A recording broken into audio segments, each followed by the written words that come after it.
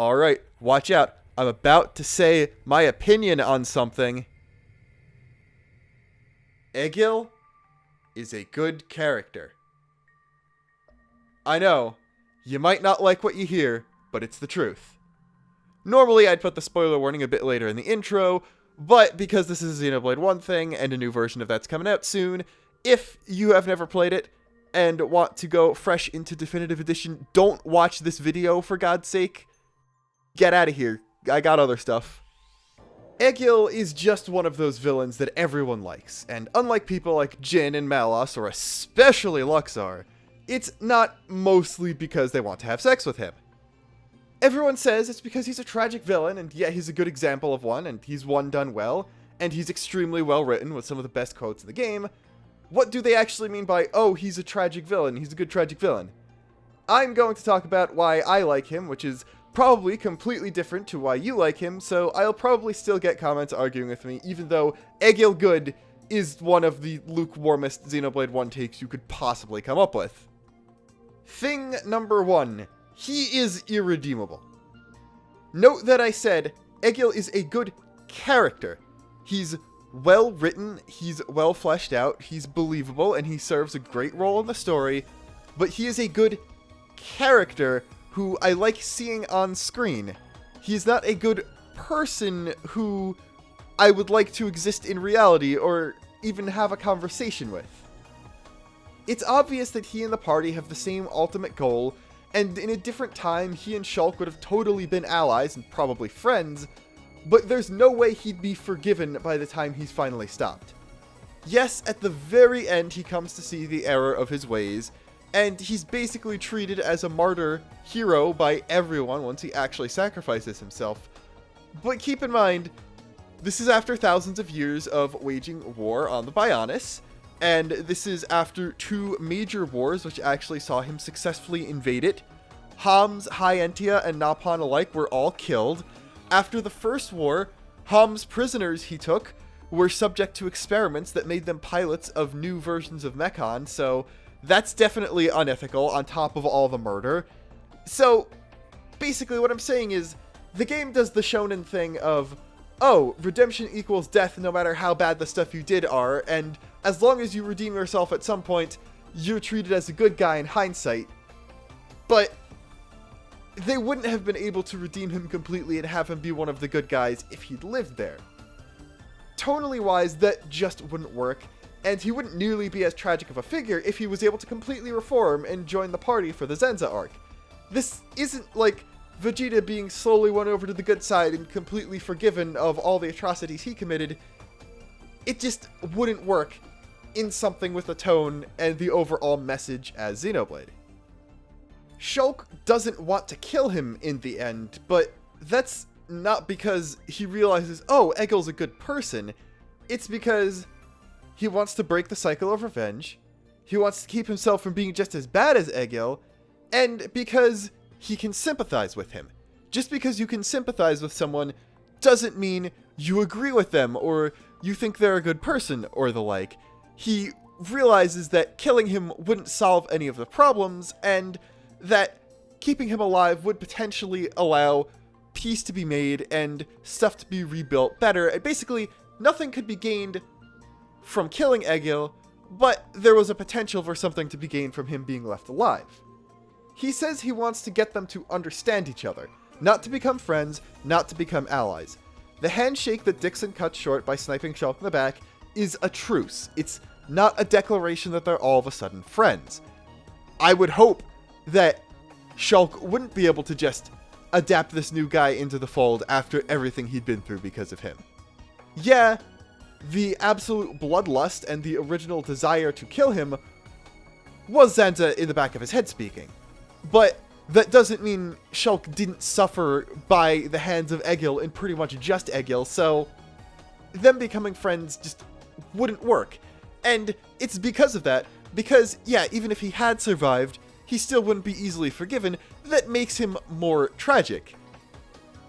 I wouldn't consider him a tragic villain at that point. I would just consider him an anti-hero with a tragic backstory, or a redeemed villain with a tragic backstory, because you can have a tragic backstory and not be a tragic villain. Egil is definitely a fallen hero, but he's one who has fallen far too much to ever be redeemed by the end. The fact that it's too late to save him or redeem him besides killing him off makes him more tragic. If Dunban had somehow managed to fight his way to Mechonis Core and redeem Egil then after only the one war, before the face Mechon, before he attacked things other than the Homs, then maybe he'd be seen as more of just a misguided figure who could sort of be forgiven by some people of Bionis, and not a tragic one who made some very dark decisions. The point isn't that he had good intentions and followed them to the wrong extreme, it's that by the time the heroes got a chance to speak with him, he was already too determined and too dedicated to that extreme to be convinced to stop it until he was utterly defeated or confronted with something where he and the good guys had to actually work together. Going back to that determination thing though, one of the coolest things about him is that he isn't the leader of a huge group of people. He isn't even the leader of a small group of people, like Jin, who is a somewhat similar tragic figure. Most of the Machina are against him, and they just want peace with Bionis. He calls himself the leader of Mechonis, but really, he's just ruling over an empty shell. All the Machina permanently live on the Fallen Arm. He's not leading his people in some misguided crusade against Bionis. He's largely alone. He says that he doesn't hate the life on Bionis, only the place they live, but he can't live amongst them, and he doesn't really see a way to save them while destroying Bionis. But also his own people ostracize him for his methods, so they kicked him out too.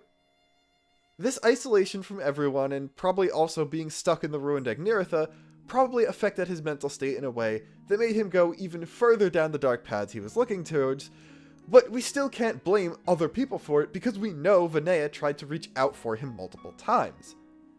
You might disagree and say that it might be more impressive if he'd bent the Machina to his will, but to me it's more interesting that he's doing this alone, against the entire world.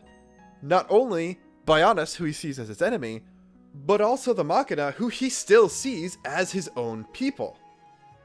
It's more interesting that he's doing this alone against the entire world, because it makes him seem much more like an underdog hero succeeding against all odds. Which, now, I wouldn't consider him an anti-hero or an anti-villain. He is the antagonist, and I would definitely say he is evil because of the things he does, but the fact that he's put in the position of a hero is important because he's not a villain who thinks he's a hero, he's not a hero of his own story, he's not anything heroic at all, but he is an almost perfect foil for Shulk, who is the actual hero of his game. First off, yes, they've got the same insane determination. Egil rebuilt an arm of the Mechonis, he brought back the Mechon weapons, he created face Mechon seemingly on his own, and obviously Shulk does a lot of what he does through sheer determination, which is impressive, and that's a big connection too. The other obvious thing is, of course, revenge. His revenge is what set up Shulk wanting to get revenge, making another step in the endless cycle of revenge that he eventually plays his part in stopping by delaying Zanza for long enough for Shulk to survive, and then Shulk actually does everything. The big defining event for Egil is even his hometown getting destroyed by a bunch of mindless enemy drones. Hey, that seems sort of familiar to the attack on Colony 9. And it also shows that he's gone so far that he's willing to inflict that same pain on other people in order to further his goals. A lot of the stuff he does is either a parallel or an opposite of this or some other big Shulk thing, mainly because they do sort of have similar personalities. Egil obviously tending towards the extreme, partially because he's a loner. Shulk gets a Monado and is ultimately being controlled by Zanza the entire time. Egil never used the power of one, but he did come into possession of it. He created a device to nullify the power of a Monado. I guess the fact that Manus Monado was a thing explains how he was able to do that, but we're not really sure if Vinaya was keeping the Monado an entire secret, or if Egil knew it existed and just had similar powers to it. That's a little ambiguous, but I feel like the fact that Vinaya had Manus Monado in her possession makes more sense with how he was able to figure out the Apocrypha generator, or just the fact that he was around for the previous time the Monado had been wielded, and I guess he might have gotten data from Dunman too, so all of that's a possibility. Anyway though, Shulk was working for Zanza unknowingly. Egil knowingly wanted to bring Maineth back if possible. He keeps acting like he's doing everything in Maineth's best interest, and it isn't until he actually meets her that he realizes that what he's doing is wrong, and that sort of partially sparks his revelation that, you know, maybe this wasn't the best thing. I can't really be forgiven, but I can redeem myself by sacrificing myself. He did intentionally sacrifice himself because he realized he was in the wrong in the end. I'm not taking that away from him. I'm just saying that that act wasn't enough to redeem him in my eyes. Meanwhile, Shulk is actively furthering Zenza's plan until Zenza actually reveals himself. So they're kind of exact opposites with their gods there. Both also have a strong sense of family, an important family dynamic, as well as a best friend figure who seems to shape a lot of who they are. Both even feel betrayed by a family figure, but for Shulk that doesn't happen until after Egil is defeated. Meanwhile, for Egil, it's his father and sister. Also, Arglist taking the Monado might even parallel Rein grabbing it that one time, except with Arglist, Zenza was still in the Monado and possessed him. Meanwhile, with Rein, Zenza was already in Shulk, so nothing really happened in the long run. Egil isn't just an example of what Shulk might become if he goes too far. He, straight up, is the Shulk of the past cycle of revenge. But he's a Shulk who rejected the influence of people close to him, people who would have been his party members, and tried to get revenge on his own. It was a lot of the party, Rein, Dunban, and Fiora, the ones who knew Shulk the most specifically, who kept Shulk from going over the edge, from snapping, from truly giving in to Zenza. Egil did not have that, and that's kind of the main difference between the two of them. Also, they're both weapons developers, since Egil's the creator of the Face Mechon. Anyway, that is the end of this video. I'm going to just straight up say it. Yes, it is Pokemon's fault that this came out so late and wasn't much earlier on Sunday or had a Patreon upload on Saturday. I'm going to go even further and blame the 20 hours it took for me to get that shiny Wooloo. So, yeah, I'm not too ashamed to admit that one, because I'm not too ashamed to admit my screw-ups. More stuff is coming. There might not be a video this coming weekend, just because American Thanksgiving, and I might want to take some time to really focus on the Versus Battle script. That's probably going to come out the weekend closest to Christmas, because I want to do something X-related for the new year. So, yeah, there's that. There's also going to be a Xenobites about Shulk's design soon. There's going to be more Xenogears recaps. And there's also going to be a video of things that I want Definitive Edition to do. So, cool stuff is coming. And until then, this is Luxin, signing off.